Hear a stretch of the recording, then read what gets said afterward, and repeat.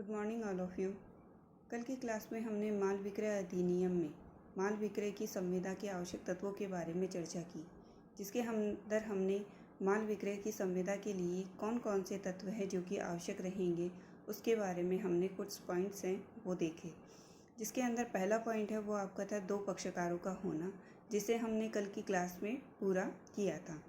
आज हम एक नया टॉपिक शुरू करते हैं, नया पॉइंट शुरू करते हैं, जिसे माल का परिधान इस नाम से जाना जाता है, जो कि माल विक्रय की संविदा का ही एक आवश्यक तत्व है।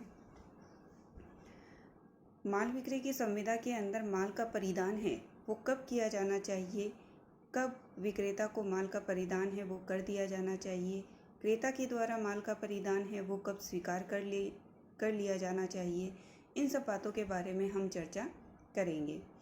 तो सबसे पहले हम देखेंगे कि माल विक्रय की जो संविदा है उसकी विषय वस्तु क्या है। वो माल है, जो कि सबसे महत्वपूर्ण है। माल को हमने धारा 2(7) में परिभाषा देखी थी, जिसके अंदर हमने ये देखा था कि माल है वो किसे कहते हैं। इसको हमने परिभाषा खंड में देख लिया था। आज फिर मैं आपको रिवाइज करवाती हूँ कि धारा 2(7) के अंदर माल है वो किसे कहते हैं। तो माल किसे कहा जाएगा? माल के अंदर अनुयोज्य दावे और धन से भिन्न हर प्रकार की जंगम संपत्ति है वो माल कहलाती है। और इसके अंदर स्टॉक, एक्सचेंज, उगती फसलें, घास, भूमि से संबंध, ऐसी चीज़ें जो संविदा की विषय वस्तु हो माल कहलाती है। या संविदा के लिए संविदा करने से पूर्व जिसका करार कर लिया गया है और उसे भूमि से अलग कर लिया गया है, तो वो सारी वस्तुएं माल के अंदर आएगी।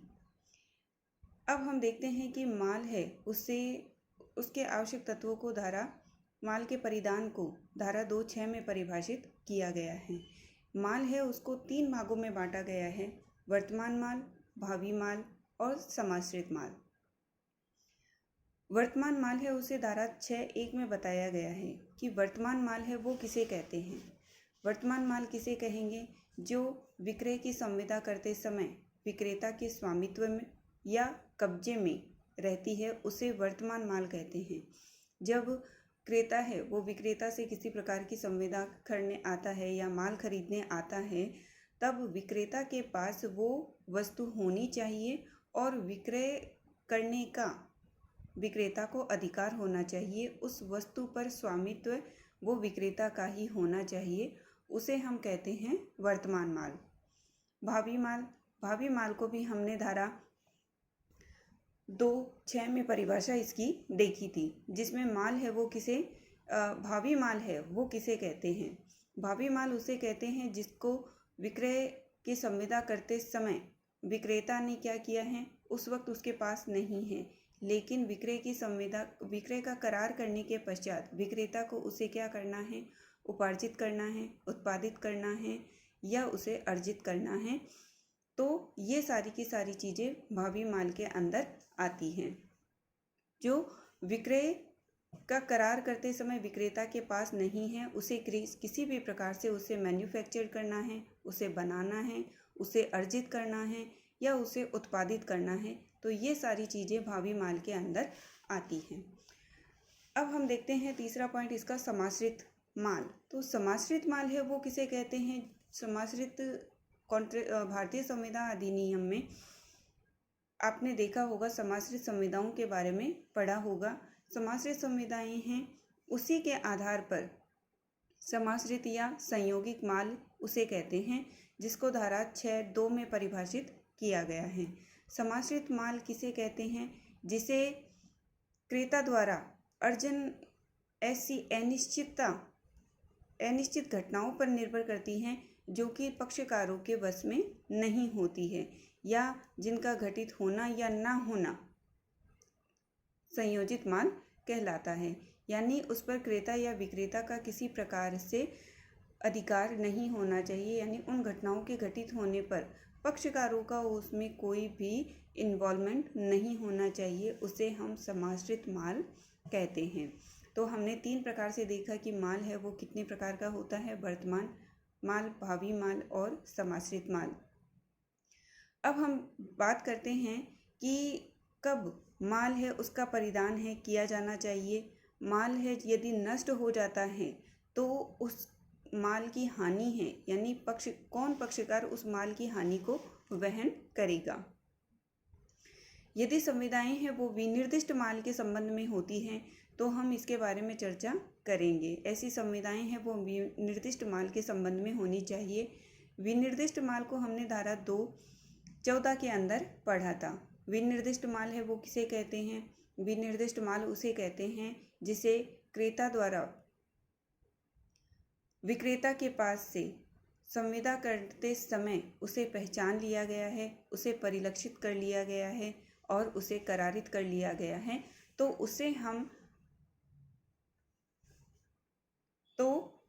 हम कहते हैं विनिर्दिष्ट माल। तो हमने क्या देखा कि विनिर्दिष्ट माल है वो परिलक्षित और करारित कर लिया जाना चाहिए। क्रेता द्वारा उस माल को बाकी के माल से अलग करके पहचान लिया जाना चाहिए और उसे अलग कर लिया जाना चाहिए। उसे हम विनिर्दिष्ट माल कहते हैं। तो माल यदि विनिर्दिष्ट है तो उसमें कुछ पॉइंट्स हैं जो कि लागू होते हैं। माल का परिधान है वो कब किया जाना चाहिए। संविदा से पूर्व यदि माल नष्ट हो जाता है तो उसका क्या प्रभाव होगा।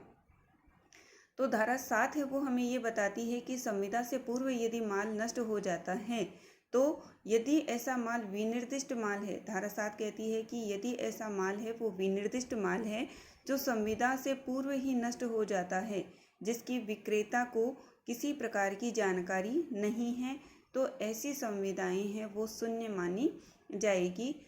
जब विक्रय किया जाता है तब विक्रेता को उसकी जानकारी नहीं है कि जो माल पक्षकार के द्वारा विनिर्दिष्ट कर लिया गया था या क्रेता के द्वारा विनिर्दिष्ट कर लिया गया था वो माल अभी अस्तित्व में नहीं है, वो नष्ट हो चुका है। तो ऐसी संविदाएं हैं वो शून्य मानी जाएगी।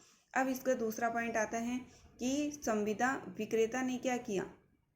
विक्रेता ने विक्रय से पूर्व ही संविदा विक्रय करने के करार के पश्चात यदि माल नष्ट हो जाता है, यानी पक्षकार ने विक्रय का करार किया है। क्या किया है? पक्षकार ने विक्रय का करार किया है और उसके बाद माल नष्ट हो जाता है। विक्रय अभी पूरा नहीं हुआ है। मैंने आपको बताया था विक्रय और विक्रय के करार में अंतर। तो विक्रय का सिर्फ करार किया गया है, विक्रय पूरा अभी नहीं हुआ है। तो उस परिस्थिति में क्या होगा? ऐसी परिस्थिति में यदि विनिर्दिष्ट माल है तो जो क्रेता की जोखिम पर बना रहता है, यानी क्रेता जोखिम है वो क्रेता को अंतरित हो जाने से पूर्व ही, यानी हो जाने से पूर्व और दोनों पक्षकारों के कसूर के बिना ही माल है वो नष्ट हो गया है, तो वहाँ पर भी संविदा है वो शून्य मानी जाएगी। ऐसा करार है वो शून्य माना जाएगा। पक्षकारों ने सिर्फ विक्रय का करार किया है तो ऐसा करार क्या माना जाएगा? ऐसा करार शून्य माना जाएगा। सपोज कि विक्रय का करार किया गया कि हाँ आपके यहाँ पे जो माल बनेगा उसको मैं खरीदूंगा, ये सिर्फ एग्रीमेंट किया गया था, लेकिन किसी कारणवश वो माल है जो कि नष्ट हो गया और विक्रेता और क्रेता को दोनों को ही उसकी जानकारी नहीं है, तो पक्षकारों के बीच में जो करार हुआ वह शून्य हो जाएगा, उसका कोई अस्तित्व नहीं रहेगा।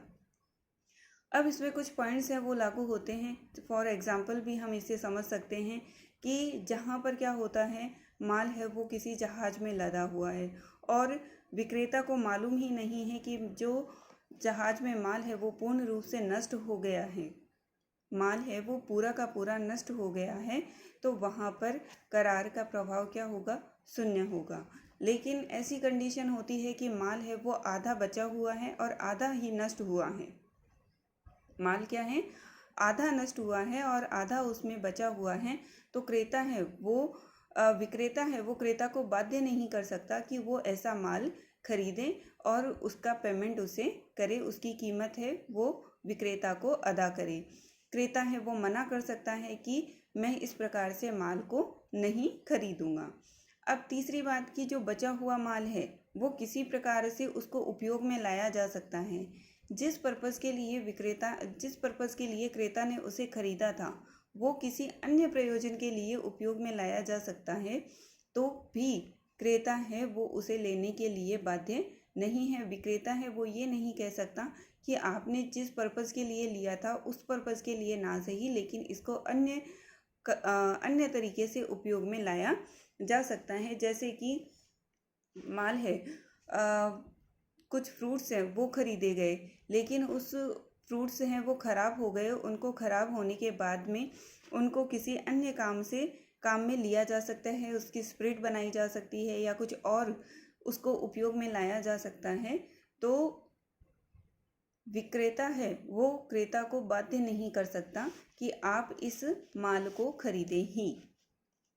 तो आगे हम देखते हैं कि इस प्रकार के सिद्धांत हैं वो तब लागू होते हैं जब विक्रय है वो विनिर्दिष्ट माल हो। यदि माल है वो अभिनिश्चित नहीं किया गया है, माल है वो अनिश्चित है, तो ये सिद्धांत उस पर लागू नहीं होंगे।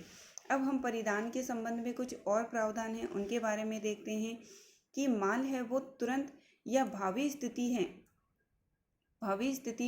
भावी तिथि पर दिया जाना है, तो उसका किस्तों में भी संदाय किया जा सकता है। माल का परिधान है वो अलग अलग तरीके से भी दिया जा सकता है, यानी पार्टीशन में भी दिया जा सकता है। आधा माल है वो आज की तारीख में उसे परिधान यानी डिलीवर कर दिया गया और बाकी का माल है वो किसी अन्य तिथि में उसे डिलीवर कर दिया जाता है। फिर धारा 18 है वो ये कहती है कि माल है यदि पक्षकार के द्वारा अभिनिश्चित नहीं किया गया है या अभिनिश्चित नहीं किया गया है तो उसका परिधान नहीं किया जाएगा। क्रेता है उसका दायित्व बनता है, उसका कर्तव्य बनता है कि वो विक्रेता से जब माल खरीदने जाता है तो उस माल को परिलक्षित करे, विनिर्दिष्ट करे और अन्य माल से उसे अलग करे। फिर धारा 21 है वो ये कहती है कि माल यदि विनिर्दिष्ट माल है तो वहाँ परिदेय स्थिति में लाने के लिए यदि विक्रेता को कुछ करना है, यदि विक्रेता को कुछ किया जाना है तो विक्रेता का ये दायित्व बनता है कि उसे उस माल के संबंध में उस प्रकार से वो कार्य करे और उसे परिदेय स्थिति में लाए। धारा 19 है वो ये कहती है कि यदि माल निश्चित कर लिया गया है, माल है वो विनिर्दिष्ट माल है और निश्चित समय पर दिया जाना है, पक्षकारों के बीच में ये संविदा हो गई कि माल है वो इतनी तारीख को डिलीवर किया जाना है, तो विक्रेता का दायित्व बनता है कि वो उस समय के अंदर पक्षकार को माल का परिधान कर दे, माल किसी भी तरीके से पक्षकार तक पहुंचा दे। यदि ऐसी स्थिति में पक्षकार हैं वो किसी प्रकार की यानी विक्रेता किसी प्रकार की लापरवाही करता है, उससे जो नुकसान होता है वो विक्रेता का ही नुकसान माना जाएगा। यदि समय निश्चित नहीं किया जाता है, एक पहलू में तो पक्षकार हैं उन्होंने ये तय कर लिया कि पक्षकार इतनी समय में इतनी तिथि इस तारीख को माल है वो डिलीवर किया जाना चाहिए, लेकिन जहाँ समय निश्चित नहीं किया गया है वहाँ पक्षकारों के आचरण द्वारा या मामले की परिस्थिति के द्वारा ही आधार है वो निश्चित किया जा सकता है। जैसे कि मान लीजिए विक्रेता है वो फल का व्यापार करता है, क्रेता उससे कुछ फल खरीदने आता है, वहाँ पर वो कहता है कि डिलीवर करने का समय उसे क्रेता के द्वारा नहीं बताया गया। अब क्या होता है कि फल है वो कुछ टाइम तक ही स्टोर करके रखे जा सकते हैं, उसके बाद में उनका खराब होना निश्चित है। अब उस माल की नेचर देखी जाएगी, परिस्थिति देखी जाएगी कि माल है वो कब डिलीवर किया जाना चाहिए। इस प्रकार से माल का परिधान है वो पक्षकार मामले की परिस्थितियों पर भी निर्भर करता है। पता है कि फल है वो जल्दी खराब होने वाले हैं तो विक्रेता को उसे तुरंत परिधान करने की या यथासंभव उसे परिधान करने की कोशिश की जानी चाहिए। सबसे इम्पॉर्टेंट बात है वो ये है कि यदि विक्रेता और क्रेता दो अलग अलग राज्यों में निवास करते हैं, विक्रेता कहीं और निवास करता है, क्रेता कहीं और निवास करता है, कहीं और रहता है, वहाँ पर क्या होगा, वहाँ पर यदि माल का डिलीवर किया जाना है तो माल की जोखिम है वो क्रेता की रहती है, विक्रेता की नहीं होती। जब हम देखते हैं बहुत बार कि विक्रेता है वो कहीं क्रेता है वो कहीं और से माल खरीदता है। यदि बीच रास्ते में किसी प्रकार से माल नष्ट हो जाता है तो उसकी जोखिम है वो क्रेता पर बनी रहती है, क्रेता ही उसकी भरपाई करता है। इन पॉइंट्स को हम आगे और कंटिन्यू करेंगे कि माल जोखिम है वो माल के साथ ही संक्रांत, यानी जहाँ माल रहेगा वहीं उसकी जोखिम भी बनी रहेगी। इसी पॉइंट्स को हम आगे और कंटिन्यू करेंगे नेक्स्ट क्लास में। I wish and I hope कि आपको आज का लेक्चर समझ में आया होगा। Thank you.